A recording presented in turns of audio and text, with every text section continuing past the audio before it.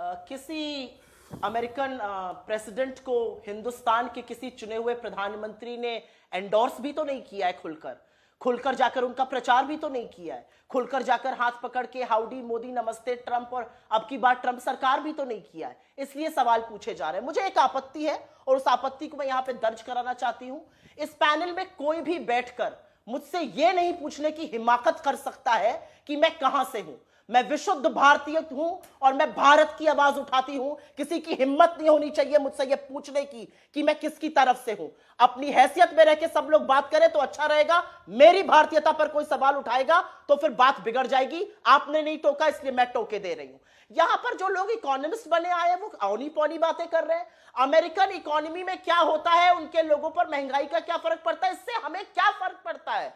हम भारतीय हैं इसलिए हम भारतीय बिजनेसेस की, छोटे उद्योगों की, लोगों के रोजगार की बात कर रहे हैं। इन टैरिफ्स का क्या असर पड़ेगा, जनता को बताइए ना। इन टैरिफ्स का असर पड़ेगा कि हमारा सामान वहां महंगा हो जाएगा, महंगा होगा, उसकी मांग गिरेगी, कम खरीदोगी, कंपनीज अपने आप प्रोडक्शन यहां पर कम करेंगी, उत्पादन कम करेंगी।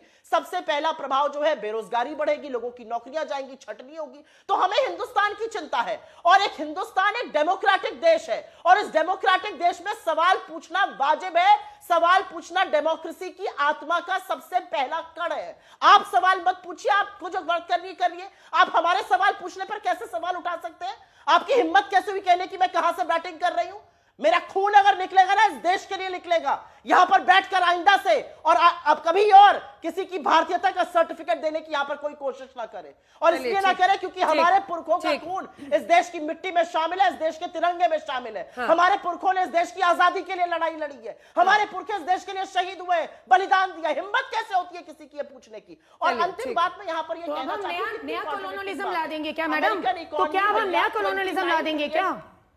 बीच में मत बोलिए, आपसे मैं बात नहीं कर रही हूं। वो पूरा कर ले, बीच में मत बोलिए, मैं आपके बीच में नहीं बोली थी। Wait for your turn, wait for your turn. I don't you dare question my nationalism और माय पेट्रियटिज्म। ठीक है, वापस टॉपिक पे आइए। Don't you dare. एक अंतिम बात मैं अंजना जी कहना चाहती हूं। 20 आपको इनको रोकना चाहिए था, आपने नहीं रोका, इसलिए मुझे रोकना जरूरी हो गया। इनको आईना दिखाना जरूरी है। किसी की राष्ट्रीयता पे सवाल मत उठाइए। 29 ट्रिलियन डॉलर की अमेरिकन इकोनॉमी है। वो 2.5% पे ग्रो करे, 3% पे करे, 2% पे करे। हमारी 4 ट्रिलियन डॉलर की इकोनॉमी है। अगर वो 6% पर भी करेगी, 6.5 पर भी करेगी, तब भी हम कम ग्रो कर पा रहे हैं। और कम ग्रोथ का मतलब है हमारे यहाँ गुर्बत ज्यादा है, हमारे यहाँ गरीबी ज्यादा है, हमारे यहाँ बेरोजगारी ज्यादा है। PLFS सर्वे देखिए, पीरियोडिक लेबर फोर्स का सर्वे, 17% बेरोजगारी है, 42% बेरोजगारी है ग्रेजुएट्स में। किस दुनिया में रहकर ये लोग बात कर रहे हैं? और ये बेरोजगारी बढ़ेगी अगर हमारे एक्सपोर्ट्स पर खतरा पहुंचेगा, जो कि पहुंचेगा इससे। कोई भी भारतीय जो भारत से प्यार करता है वो कहेगा भारत का अपमान अगर एक आदमी कर रहा है, लगातार कर रहा है, उसके खिलाफ खुलकर बोलिए। लेकिन मोदी जी ट्रंप का नाम नहीं ले पाते। ठीक है, चलिए आप शहजाद जी एक बार जवाब दीजिए। 140 करोड़ का देश आपके साथ। सुप्रिया जी बोलिए ना ट्रंप।